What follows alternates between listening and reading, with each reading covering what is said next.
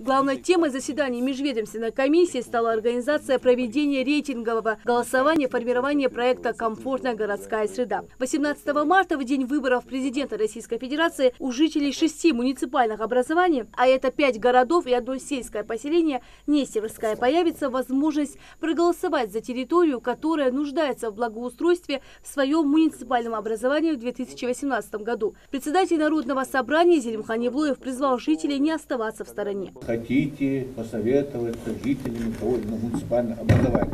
Человек пришел на выборы с семьей. Выборы всегда праздник, да?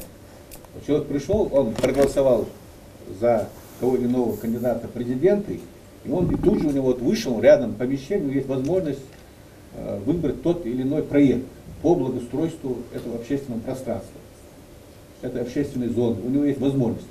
Значит, вот для чего все это делается. Мы же понимаем, то, что вы сейчас это ранее обсуждалось.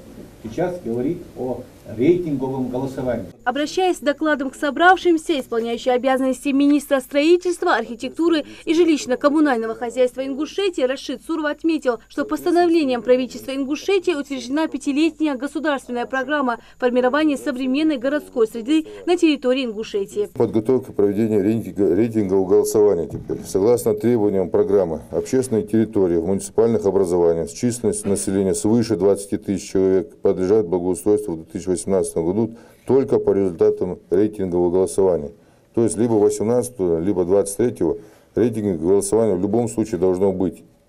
В этой связи администрация 6 муниципальных образований, город Малгобек, Карабулак, Сунжи и Магаз, город Назрани, Сунжинский район, необходимо провести работу по строго установленным Минстроем России алгоритму действий. Заместитель председателя комитета по государственному строительству и законодательству Батыр Хамхоев рассказал собравшимся о ходе реализации проекта. Задача органов власти муниципальных образований – показать, что у жителей действительно есть возможность выбрать и проголосовать за ту или иную территорию. Мы доносим до каждого жителя, что в ходе предварительного голосования будет выбрано несколько общественных пространств, набравших наибольшее количество голосов и откликов от жителей города.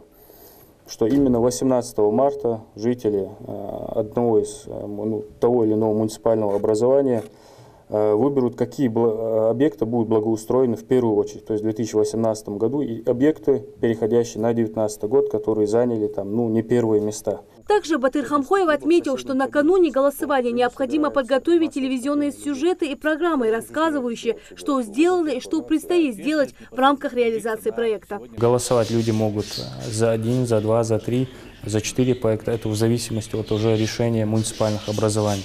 И в соответствии с этим рейтингом, допустим, 1, 2, 3, 4 объекта, а в зависимости от финансирования или 5 объектов уже будут благоустроены в 2018 году.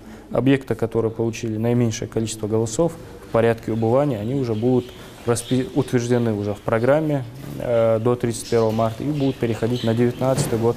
И, соответственно, такая работа будет проводиться до 2022 года. То есть сами жители решают, что в первую очередь благоустроить. Всего в рамках проекта Минстрой России формирование комфортной городской среды, который реализуется по инициативе партии «Единая Россия», в 2017 году в республике было благоустроено 44 дворовых и 13 общественных территорий.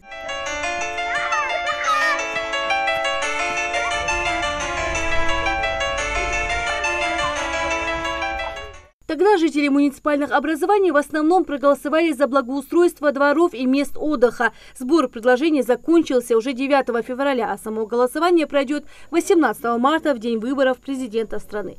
Лина Цычоева, Мухаммед Миржоев, Новости 24.